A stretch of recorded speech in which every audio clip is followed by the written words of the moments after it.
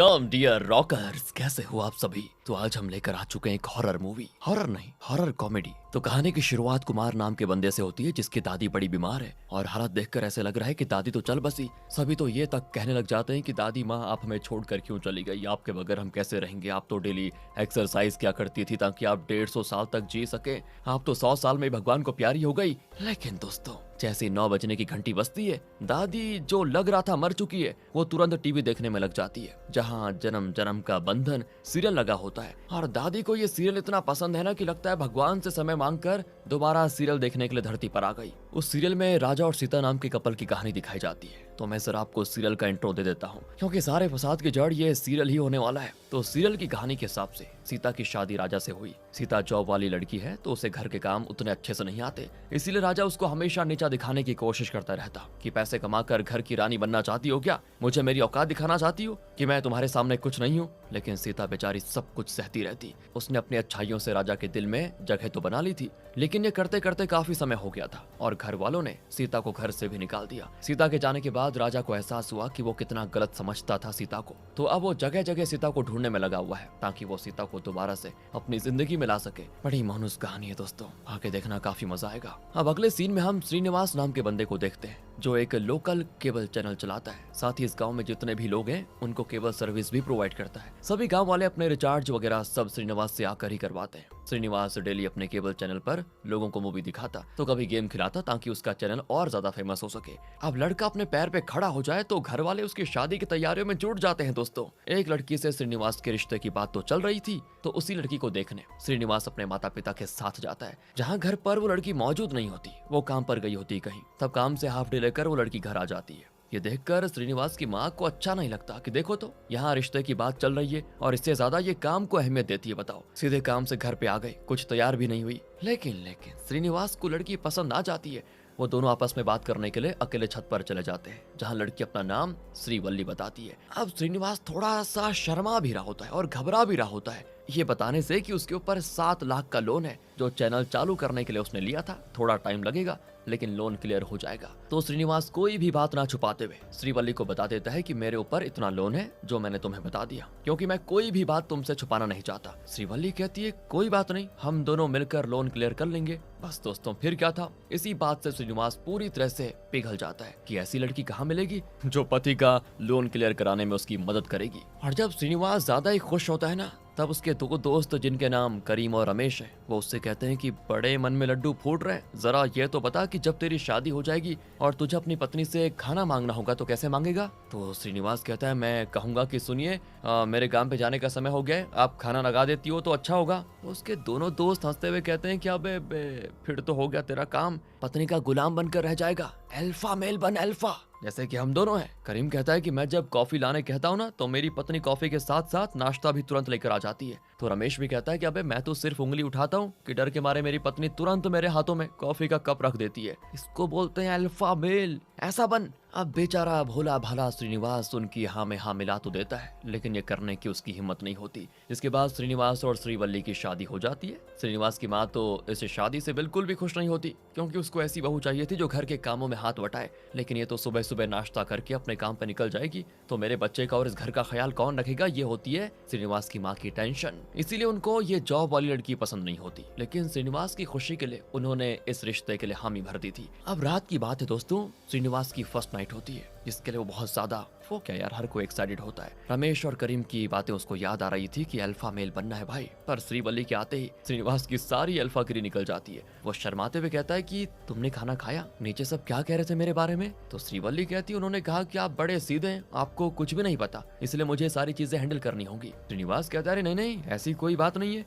मर्दों को सब पता होता है। लेकिन तभी 9 बजने की घंटी जैसी बजती है ना और सीरियल के लगने का टाइम होता है ना, तो श्रीवल्ली सीधे टीवी ऑन करके बैठ जाती है और वही सीरियल देखना शुरू कर देती है। हाँ वही दोस्तों, कुछ देर तो श्रीनिवास कुछ नहीं बोलता, पर थोड़ी देर इंतजार करने के बाद वो कह देता है कि आज तो हमारी फर्स्ट नाइट है ना, तो टीवी बंद करो ना, यहाँ जाओ बातें करेंगे। लेकिन श्रीवल्ली उसकी सारी बातों को इग्नोर कर जाती है, किसी का भी वो जवाब नहीं देती। इतना ज्यादा मग्न हो चुकी थी वो सीरियल में कि मानो सीरियल ने उसको बिल्कुल पजेस कर लिया हो। श्रीनिवास जब थोड़ा गुस्से में श्रीवल्ली से कहता है कि मेरी बात तो सुनो, तो श्रीवल्ली एकदम गुस्से वाला लुक देकर श्रीनिवास को कहती है। और ये देखकर श्रीनिवास बिल्कुल घबरा जाता है कि हो क्या रहा है, इसलिए वो तुरंत ही सो जाता है, चुपचाप बेचारा। फिर अगले दिन श्रीनिवास श्रीवल्ली से इस सीरियल के बारे में पूछने की कोशिश करता है, लेकिन वो साफ मना कर देती है कि मैं तो सीरियल वगैरह देखती नहीं। श्रीनिवास को समझ नहीं आ रहा था कि ये हो क्या रहा है। श्रीवल्ली सब भूल गई क्या कल रात को क्या हुआ, या फिर ये जानबूझ के नौटंकी कर रही है। इसके बाद जब वो श्रीवल्ली को उसके ऑफिस छोड़ने जा रहा होता है, तब उसको खुद के ऑफिस के बाजू में डिश टीवी के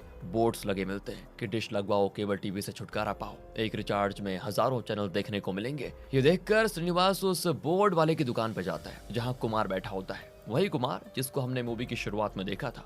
श्रीनिवास कहता है, तू अपना ये डिश टीवी का बोर्ड ना मेरे ऑफिस के ऊपर से निकाल, वरना अच्छा नहीं होगा। कुमार कहता है, देख ये मेरी दुकान है, मैं अपनी दुकान पर कौन सा भी बोर्ड लगाऊं, तुझे उससे क्या मतलब? तेरे ऑफिस पर लगाता तो तू बोल सकता था, चला जा चुपचाप यहाँ से। ये देखकर श्रीनिवास को बड़ा गुस्सा आ जाता है और श्रीवल्ली वो तो सीधे कुमार को धमकाने लग जाती है कि तेरी हिम्मत कैसे भी रे मेरे पति से ऐसे बात करने की, हाथ पैर तोड़ दूंगी आइंदा मेरे पति से ऐसे बात की तो। श्रीनिवास भी जल्दी से श्रीवल्ली को वहां से लेकर जाता है कि अरे नहीं छोड़ो यार, ये छोटी छोटी बातों पर झगड़ा नहीं करते, मैं कुछ करता हूँ इसका। श्रीनिवास को गुस्सा इसीलिए आ रहा था कि लोग डिश टीवी लगा लेंगे तो उसका केबल कोई नहीं लगाएगा और ना ही कोई उसका चैनल देखेगा, क्योंकि उसका चैनल केबल पर ही आता है। इसीलिए वो तरीका ढूंढने लग जाता है कैसे कुमार को सबक सिखाए। अब रात को श्रीनिवास जो पहली नाइट कल नहीं मना पाया था, उसको लग रहा था कि आज तो मजा आ जाएगा, आज वो किसी भी हाल में श्रीवल्ली को सीरियल देखने नहीं देगा। लेकिन जैसे 9 बजते हैं और सीरियल टीवी पर लगता है, तभी श्रीवल्ली फिर से पजेस हो जाती है और सीरियल बैठकर आराम से टक लगाकर देखने लगती है। श्रीनिवास के समझाने पर भी जब वो नहीं रुकती तो श्रीनिवास टीवी का प्लग निकाल लेता है। और फिर क्या होना था दोस्तों, श्रीवल्ली इतना ज्यादा गुस्सा हो जाती है कि वो एक हाथ से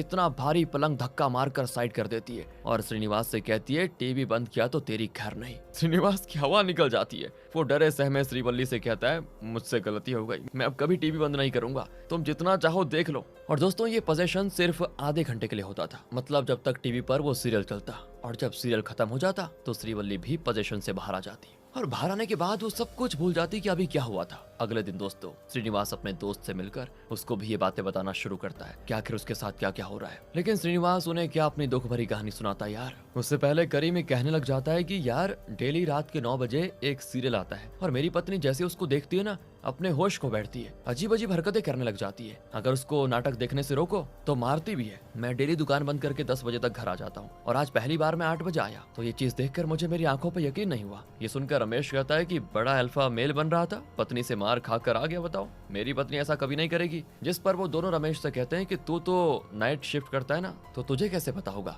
आज छुट्टी लेकर रात को 9 बजे के बाद अपनी पत्नी से कॉफी मांग के देख वो देती है या नहीं। रमेश भी मान जाता है और काम से छुट्टी लेकर वो ठीक रात को 9 बजे अपनी पत्नी को उंगली का इशारा करके कॉफी मांगता है। उसकी सारी हरकतें खिड़की से श्रीनिवास और करीम देख रहे होते हैं। रमेश के एक उंगली का इशारा करते ही उसे कॉफी मिल जाया करती थी, लेकिन इस बार वो उसकी एक नहीं सुनती और वही सीरियल देखने में लग जाती है। ये देखकर रमेश भी हैरान कि यार ये क्या हो रहा है। वो अपनी पत्नी को चिल्लाते हुए कहता है कि सुना नहीं क्या मैंने क्या कहा, मुझसे ज्यादा जरूरी ये सीरियल है क्या, बंद करो इसको। तो वो सीरियल बंद करके रिमोट की बैटरी ही निकाल देता है और ये देखकर उसकी पत्नी को इतना गुस्सा आता है कि एक हाथ से वो रमेश को उठाकर ऐसा टेबल पे पटक दी है कि रमेश को लगता है कि उसकी सारी हड्डियां टूट गई। वो कहती है, बैटरीज कहाँ है, जल्दी बैटरी दे वरना आज तो मरेगा। रमेश भी जल्दी जल्दी सारी बैटरीज ढूंढने में लग जाता है, लेकिन उसको बैटरीज कहीं नहीं मिलती। तब श्रीनिवास और करीम उन बैटरीज को ढूंढकर सीरियल को चुपचाप लगा देते हैं। तब जाकर वो शांत बैठती है। अब तीनों दोस्त आपस में बातें करने लगते हैं कि हम करें क्या। ऐसा ही चलता रहा तो एक दिन हमारी ये पत्नियां हमें मार डालेंगी, किसी से हेल्प लेते हैं। पर रमेश कहता है कि लोगों को क्या बताएगा,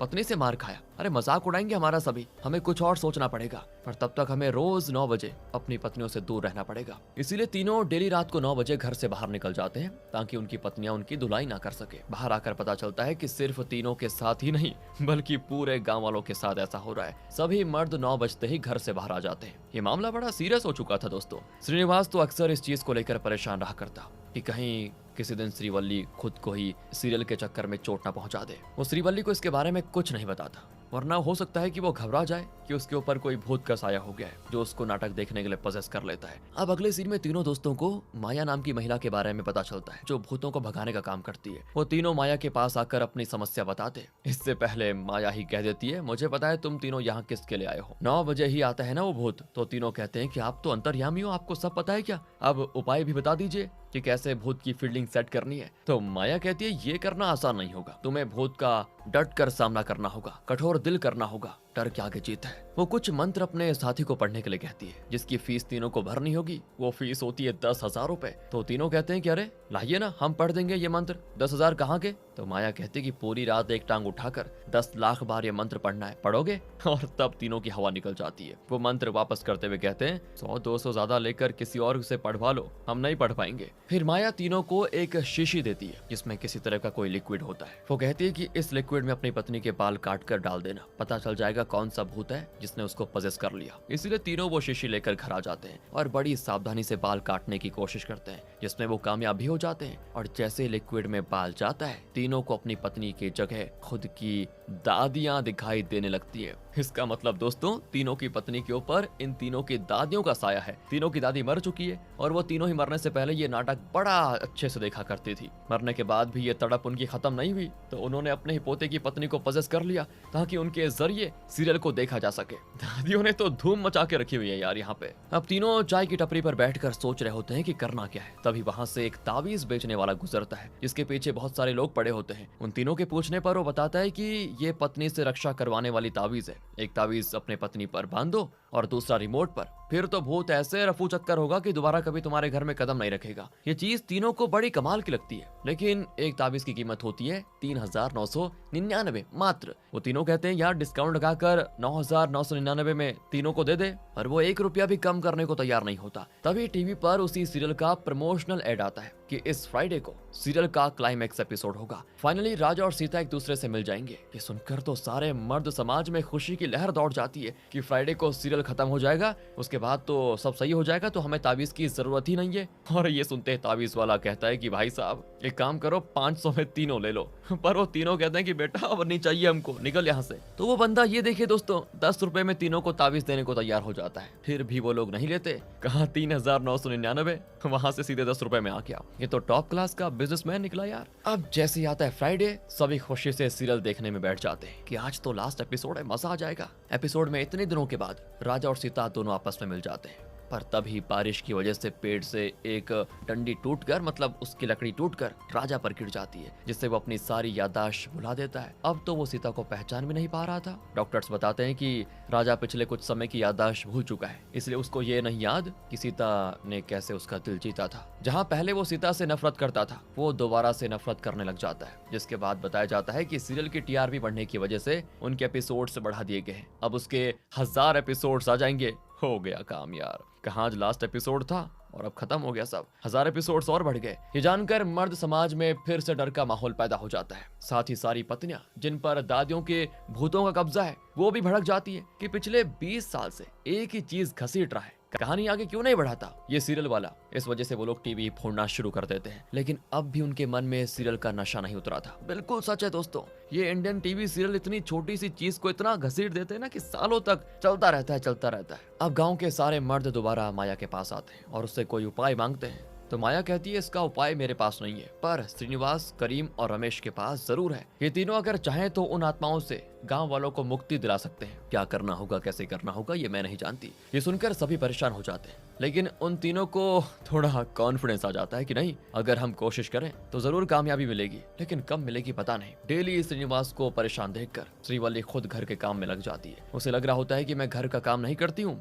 इसलिए श्रीनिवास परेशान है, लेकिन वो उसको शांति से समझाता है कि देखो जो मैं कहूंगा उससे तुम घबराना मत, मैं कोशिश कर रहा हूँ सब ठीक करने की। श्रीवल्ली हैरान होती है कि कहने क्या वाला है ये। तो श्रीनिवास भूतों वाली सारी बातें उसे बता देता है और ये सुनकर उसको यकीन ही नहीं होता कि ये भूत वगैरह कहाँ से आ गया यहाँ। ये सुनने के बाद श्रीवल्ली वहाँ से सीधे करीम और रमेश की पत्नी से आकर मिलती है और उनसे भी पूछती है कि रात को 9 बजे तुम क्या करती हो। पर उन दोनों को भी याद नहीं रहता कि क्या करती है, मानो जिंदगी के वो आधे घंटे उनके दिमाग से डिलीट हो गए हों। लेकिन इस चीज से डाउट तो उनको भी हो जाता है कि मतलब श्रीनिवास जो कह रहा था वो सच है। अब अगले सीन में सीरियल के अंदर जब घर का वॉशिंग मशीन खराब हो जाता है तो सीता खुद के पैसों से नया वॉशिंग मशीन खरीद लेती है। ये देखकर तो राजा उसको बहुत मारता है कि तुमने मुझे नीचा दिखाने के लिए खुद के पैसों से खरीदा, क्या जताने की कोशिश कर रही हो कि मेरी कोई औकात नहीं है मशीन खरीदने की, आज तुम्हें छोड़ूंगा नहीं, मैं जान से मार डालूंगा। ये देखकर सारे पत्नियों का दिमाग गर्म हो जाता है। वो सब कुछ तोड़ फोड़ करने लग जाती है कि आखिर बिना गलती के राजा सीता को मार कैसे सकता है। सभी पत्नियां अपने पति को धमकाते हुए कहती है अगर राजा ने सीता को मारा ना तो हम सब अब तुम लोगों को मार डालेंगे, सारी दुनिया से मर्द समाज को खत्म कर देंगे। ये देखकर सारे मर्द लोगों में दोस्तों एकदम दहशत फैल जाती है कि सीरियल में तो अभी सिर्फ मारने की धमकी दी गई, अगर सच में मार दिया तो ये हमारी पत्नियां हमें जान ले लेंगी, हमारी जल्दी कुछ करना पड़ेगा हमें। वहीं श्रीवल्ली और बाकी दोनों मतलब उन दोनों दोस्तों की पत्नियां, उनको जब इसके बारे में पता चलता है तो वो सीरियल के हीरो को ही फोन करके खूब गालियां देती है कि अपनी पत्नी पर हाथ उठाता है कोई, जबकि दोस्तों उसकी कोई गलती भी नहीं थी। ये लोग कहते हैं कि इतने सालों से एक ही चीज घसीट कर चलाए जा रहे हो, अपना घटिया सा ये सीरियल बंद कर दो। अब ऐसा उन्होंने इसीलिए किया कि अगर सीरियल बंद होता है तो दादियों की आत्मा धरती पर नहीं आएंगी वापस। लेकिन हीरो भी भड़कते हुए कहता है कि अब तो 5000 एपिसोड्स और निकलेंगे, देखो तुम, हर एपिसोड में सीता को टॉर्चर होगा, इससे टीआरपी बढ़ती है, तुम्हें नहीं देखना तो मत देखो। अब कोई रास्ता न मिलने पर श्रीनिवास आइडिया लगाता है कि हम तीनों मिलकर उसी सीरियल जैसा एक दूसरा सीरियल बनाते हैं और उसमें राजा और सीता का मिलन करवा कर सीरियल को एंड कर देंगे, जिससे हमारी दादी हमारी पत्नियों को पजेस करने नहीं आएगी।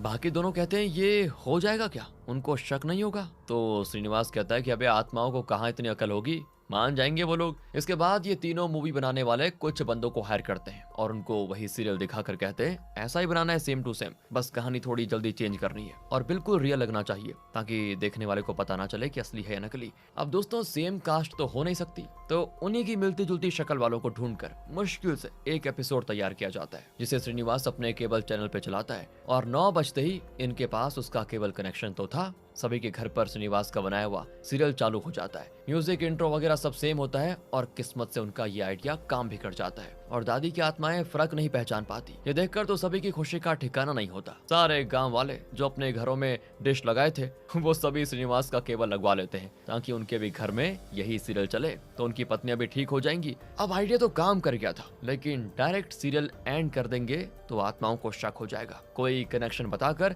दोनों का मिलन करना होगा। रमेश कहता है कि सीता नौकरी करती है जो राजा को पसंद नहीं, तो हम सीता की नौकरी खत्म कर देते हैं, उसके बाद दोनों का गुस्सा भी शांत हो जाएगा, तो इसी हिसाब से एपिसोड को शूट कर लिया जाता है। लेकिन जब ये एपिसोड चलता है सारी आत्माओं को ये चीज पसंद नहीं आती कि इससे तो लड़कियां हर चीज की मोहताज बन जाएंगी, कि इससे तो लड़कियों को प्रॉब्लम होगी हर जगह, 10-5 रुपए के लिए भी पति के आगे हाथ फैलाना पड़ेगा, नहीं नहीं ऐसा नहीं चलेगा, ये हमें पसंद नहीं है। इसीलिए वो खुद को ही चोट पहुंचाने लग जाती है। पर श्रीनिवास और बाकी मिलकर अपनी पत्नियों को संभालते हैं। श्रीनिवास सबसे ज्यादा टेंशन में हो गया था कि अब करूं क्या, मैं श्रीवल्ली को रोज तकलीफ में नहीं देख सकता। तब तीनों की पत्नियां उनके इस काम में उनका साथ देने का फैसला करती है। वो तीनों से कहती है कि हमें पता है लड़कियों को कैसी कहानी पसंद आती है, हम स्क्रिप्ट लिख कर देंगे, इस हिसाब से शूटिंग करना, हो सकता है कि दादी की आत्मा को यह एपिसोड पसंद आ जाए। इसीलिए तीनों मिलकर स्क्रिप्ट लिखते हैं और उसके हिसाब से एपिसोड रिकॉर्ड किया जाता है। यही फाइनल एपिसोड होगा जिसमें सीता और राजा दोनों का गुस्सा खत्म होकर दोनों को मिला दिया जाएगा। सभी तैयारियां हो जाती है पर 9 बजते ही सीरियल चालू नहीं होता। ये देखकर श्रीनिवास और बाकी बिल्कुल हैरान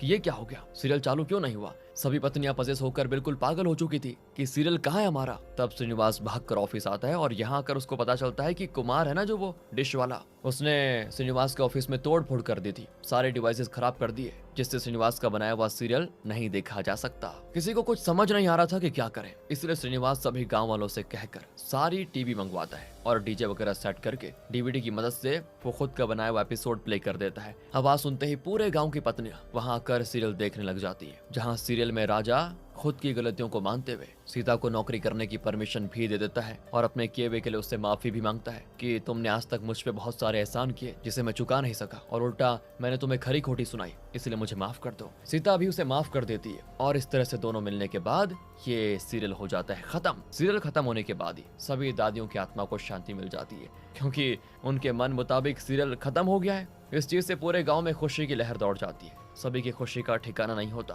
पर मूवी के आखिरी सीन में दोस्तों कुमार श्रीनिवास के पास आकर कहता है, मुझे बचा ले भाई, जब मैं तेरे ऑफिस से सामान निकाल कर फेंक रहा था तो एक सामान मेरी दादी पे गिर गया जिससे वो भगवान को प्यारी हो गई, लेकिन अब डेली रात को मेरी पत्नी के अंदर आकर नाटक देखती है, तो तू अपना केबल कनेक्शन लगाकर वो एपिसोड मेरे घर पे चलवा दे, एहसान होगा तेरा। अब आया ना उठ पहाड़ के नीचे, दूसरे का बुरा करना गया था, खुद के साथ कांड हो गया। इसी हैप्पी एंडिंग के साथ दोस्तों ये कहानी खत्म होती है। लेकिन अब आप कहोगे ये किसी बच्चे मतलब छोटे डायरेक्टर ने बनाई क्या मूवी, अलग ही थी कहानी बिल्कुल। मिलते हैं आपसे अगली वीडियो में, ध्यान रखिएगा अपना। Thanks for watching.